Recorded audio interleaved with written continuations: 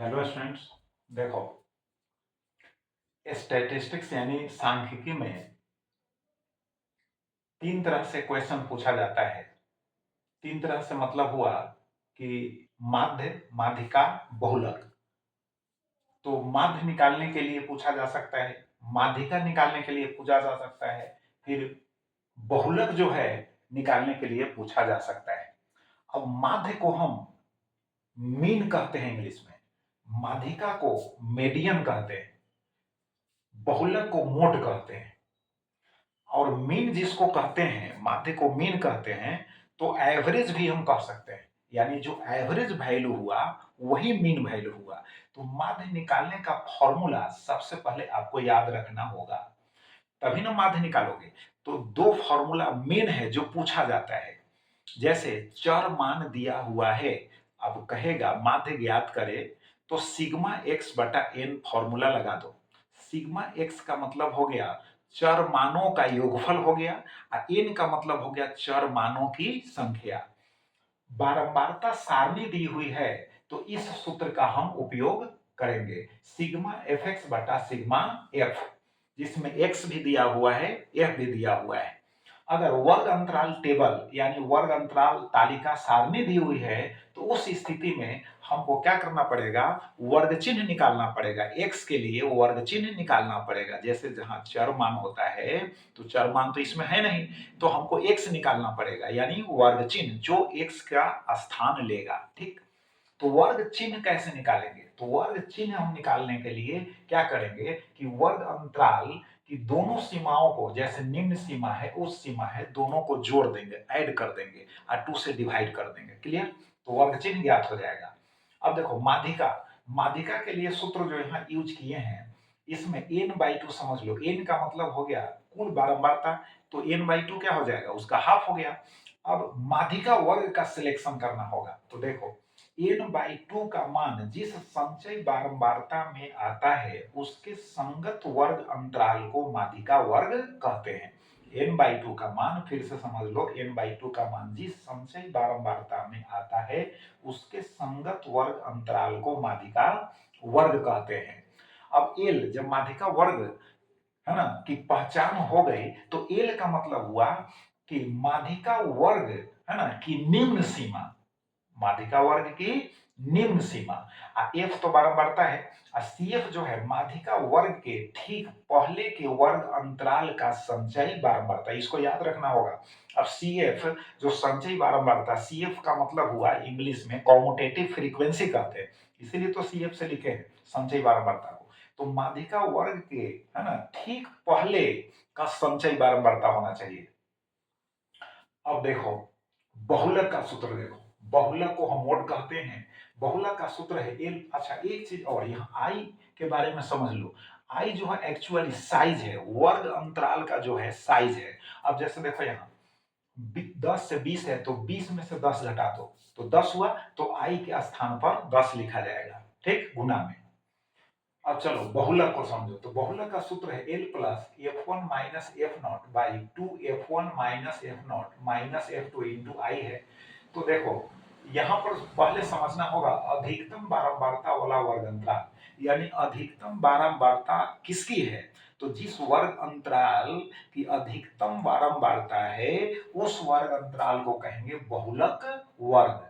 अब जब बहुलक वर्ग की पहचान हो जाएगी, तो F1 जो होगा उसी है ना वर्ग अंतराल का क्या हो जाएगा, आवृत्ति। आवृत्ति यानी बारंबारता, फ्रीक्वेंसी को ऐसे आवृत्ति भी कहते हैं, बात समझ गए, वही बारंबारता हुआ है ना।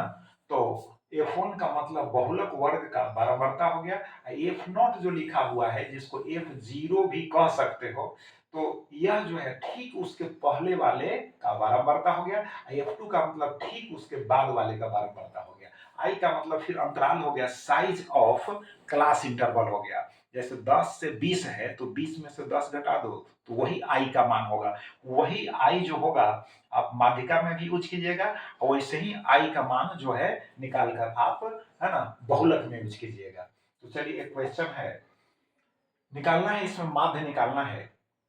तो देखो फिर माध्यिका एवं बहुलक पर भी हम क्वेश्चन जो है नेक्स्ट वीडियो में बताएंगे। तो इस वीडियो में माध्य पर क्वेश्चन है, देखो इस तरह से है ना, डेटा दिए हुए हैं। तो इस तरह से अगर डेटा दिया हुआ है और कह रहा है कि माध्य ज्ञात करें, तो इसको हम इस रूप में बदल लेंगे, टेबल के फॉर्म में बदल लेंगे। तो कैसे? तो 10 से कम है तो इसको कर दो 0 से 10, फिर 10 से 20, 20 से 30, इस तरह से बना लो। अब यहाँ जो दिया हुआ है क्या है? छात्रों की संख्या है, ये तो प्राप्तांक है। अब छात्रों की संख्या है तो क्या है, हमको समझ में नहीं आ रहा है कि छात्रों की संख्या है तो क्या है, तो समझना तो पड़ेगा। तो क्या समझना पड़ेगा? तो देखो, समझना है कि आरोही क्रम में दिया हुआ है कि अवरोही क्रम में दिया हुआ है, कि कोई क्रम ही नहीं है, ये भी तो देख लो। तो यहाँ हम देख रहे हैं कि बढ़ते हुए क्रम में है, तो बढ़ते हुए क्रम में हो या घटते हुए क्रम में हो या कोई क्रम ही नहीं हो, ये इसकी जांच पहले करनी होगी। तो इसमें क्या लग रहा है आपको? बढ़ते हुए क्रम में है, तो समझ लो आप, बढ़ते हुए क्रम में हो या घटते हुए क्रम में हो तो संचयी बारंबारता होगी, याद रखना होगा। कोई क्रम न हो तो समझ लो कि वह बारंबारता है। क्लियर? तो इस है ना क्वेश्चन में तो स्पष्ट हो गया कि संचयी बारंबारता है। हमको बारंबारता ज्ञात करना होगा। जैसे देखो, सिग्मा एफ एक्स बटा सिग्मा एफ में है ना, हमको बारंबारता ज्ञात करना है और फिर एक्स भी हमको निकालना होगा, तभी हम सिग्मा एफ एक्स बटा सिग्मा एफ का यूज करके माध्य ज्ञात करेंगे। तो चलिए, अब टेबल हम इस रूप में बना दिए। अब टेबल में देखो कौन क्या है, समझ लो, वर्ग अंतराल है ना, एडजस्ट हो गया है। अब उसके बाद संचयी बारंबारता यहाँ दिया हुआ है। अब क्या करेंगे कि एफ निकालने के लिए, बारंबारता निकालने के लिए हम नीचे से क्रम से घटाते जाएंगे। तो सबसे पहले 25 यहाँ लिख देंगे। अब 40 में से 25 यहाँ, 60 में से है ना 40 घटाते हुए यहाँ बारंबारता हम निकाल लेंगे। अब कुल बारंबारता का मतलब समझ लो, यहाँ जो लास्ट में जो संचयी बारंबारता है वही होगा कुल बारंबारता। तो सिग्मा एफ बराबर 240 हो गया। उसके बाद एक्स, अब चलो अब एक्स चाहिए, तो एक्स का मतलब वर्ग चिन्ह, तो यहाँ 0 अब प्लस हो जाएगा 10 अब बाई 2। इसी तरह से हम वर्ग चिन्ह निकाल लिए यहाँ। फिर हम गुना कर लिए f इंटू एक्स, इस तरह से f into x, f into x, f into x, f into x निकाल लिए। और उसके बाद सिग्मा एफ एक्स, कुल एफ एक्स यहाँ हो गए 11,900। और उसके बाद माध्य का जो सूत्र है सिग्मा एफ एक्स बटा सिग्मा एफ, है ना, इस सूत्र में पुट कर देंगे तो यहाँ पर निकल जाएगा 49.58। तो माध्य निकल गया। तो इस तरह से अगर क्वेश्चन में दिया हुआ है प्राप्तांक, छात्रों की संख्या, चाहे जो कुछ भी डेटा में दिया हुआ है, तो आप टेबल का रूप दे देंगे। और टेबल का रूप कैसे देंगे समझा दिए हैं। संचयी बारंबारता की पहचान भी समझा दिए हैं, आप बारंबारता की पहचान भी समझा दिए हैं, वर्ग चिन्ह कैसे निकालना है जो एक्स का मान होगा वह भी समझा दिए। तो इस सूत्र का इस्तेमाल करके आप माध्य निकालोगे। फिर नेक्स्ट वीडियो में हम बतलाएंगे, एक क्वेश्चन जो है आपको बतलाएंगे माध्यिका पर और एक क्वेश्चन बहुलक पर बतलाएंगे।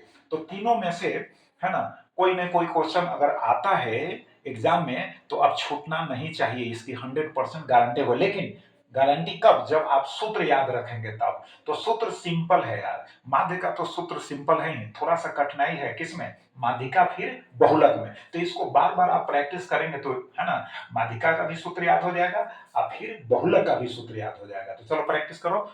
बहुत बहुत धन्यवाद। फिर नेक्स्ट वीडियो में हम मिलेंगे है ना 2 क्वेश्चंस के साथ। Thank you.